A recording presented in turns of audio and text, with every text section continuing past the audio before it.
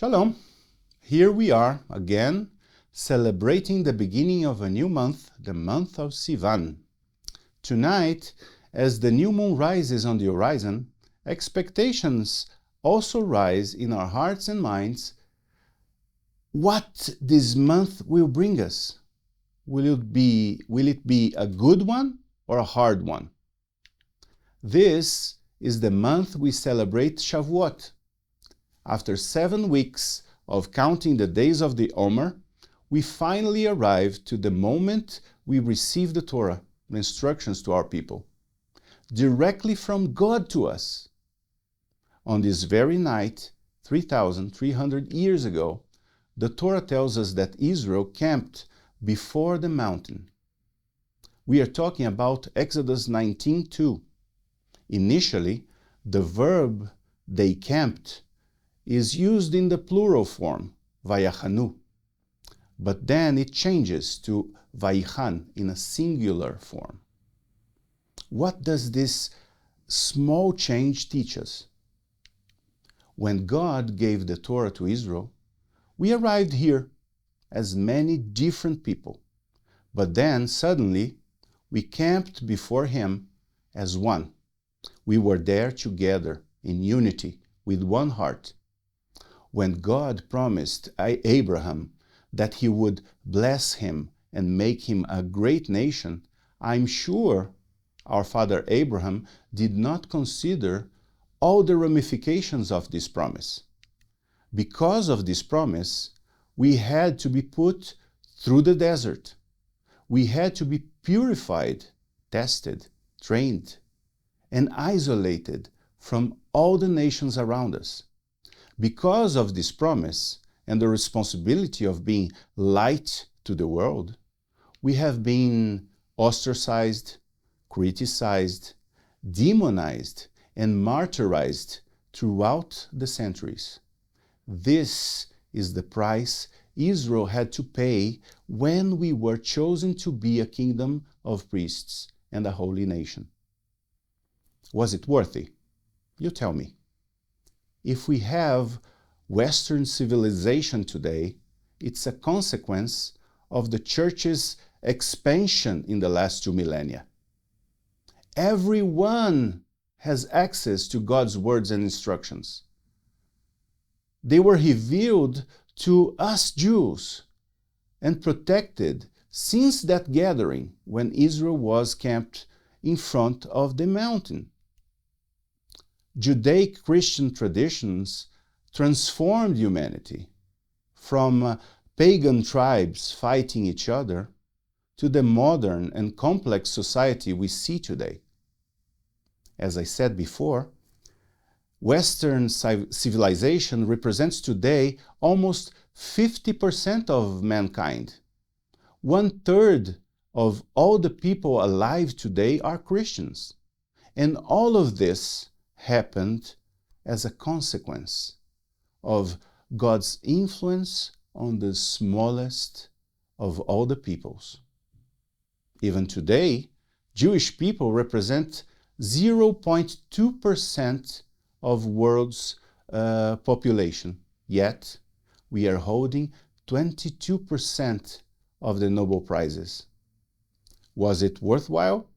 Yes, it was. And everything happened because one Rosh Hodesh Sivan, 3,300 years ago, God assembled one small and powerless group of people in front of a mountain, and a week later gave them their biggest and most valuable treasure, His Torah. Shavuot and the giving of the Torah represent the essence of the Jewish soul. This holiday is the center of God's plan to redeem humanity. But 1,000 years later, right here in Jerusalem, the God of Israel put another piece of His plan into place. He assembled a group of broken people, hopeless people. Their rabbi, who was supposed to continue his teaching and healing among the poor and the needy, their rabbi was killed, murdered by the politicians. Those disciples had such hope, such joy following him, and seeing Israel being touched by his personality, by his loving presence. But 50 days earlier, in the worst Passover of their lives, the teacher was brutally taken from them. He was judged too fast and too hastily. And none of the great rabbis who were there supposed to be the wisest among Israel, not one of them defended their master. Instead, they traded the life of their good and gentle rabbi and released a violent criminal in his place. Although many of them testified his resurrection a few days later, still they were feeling lonely and forsaken, almost defenseless. As the people of Israel did once, they gathered together in one place with one heart.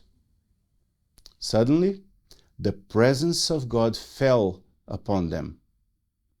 As the clouds covered the Sinai 1,000 years before, the winds of the Spirit were heard, and the fearful sound emerged from everywhere. God's voice echoed inside of them, and everyone saw when it split in the 70 languages spoken at the Sinai. By God's power, those uneducated disciples started to testify in the tongues of every nation about Yeshua, about his works, about his atonement, and that God had made him, Yeshua, Jesus, the man they crucified, both Lord and Mashiach, the Messiah. So I ask you again, was it worth it? Every single tear we shed, and every single pain Israel ever felt is nothing compared to the gift we received. Through the atoning gift Christ gave to each one of us, Israel was indeed a blessing to all the nations of the earth, not because of the ethics and morals we shared, not because of the Nobel Prizes we earned, but because our people and our calling as a kingdom of priests made us vessels for God's glory and instruments of His redemption. We are still the smallest of all the nations. And look around. Even today, year 2024, society has not changed.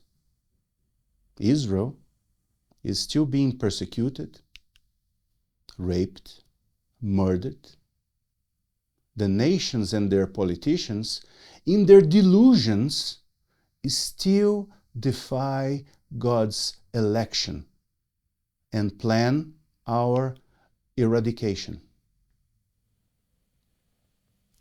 I'd like to leave you today with some thoughts.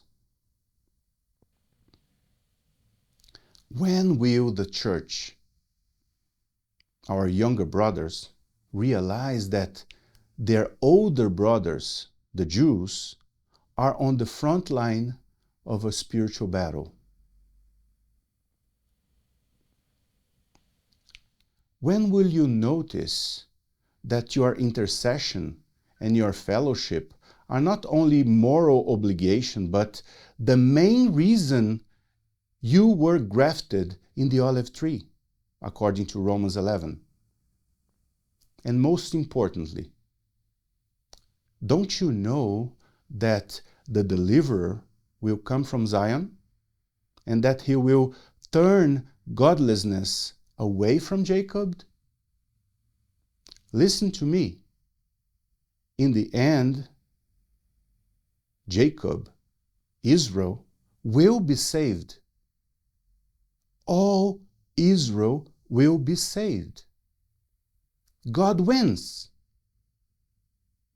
And this is His promise. I don't know who will see this video. Actually, I don't really care. However, I know that God will bring this video to the right people, to the right person. Real believers, like you and me. Brothers and sisters in the Messiah who read the scriptures. Don't you want to be on the right side of history?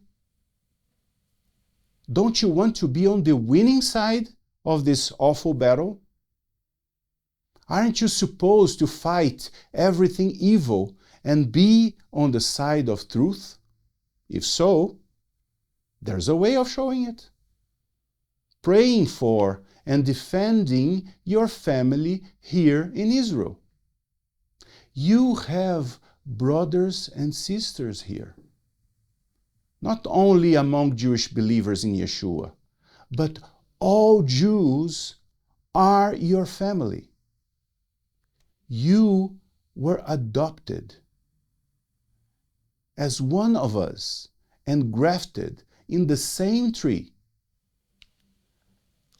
John 8:44 says about the devil that when he speaks a lie, he speaks from his own resources, for he is a liar and the father of it. Yes, we need your love and your prayers, but mostly we need you to keep sharing the news and the truth about Israel. We need you on our side. May God bless you. May you have a wonderful month of Sivan. Blessings from Zion.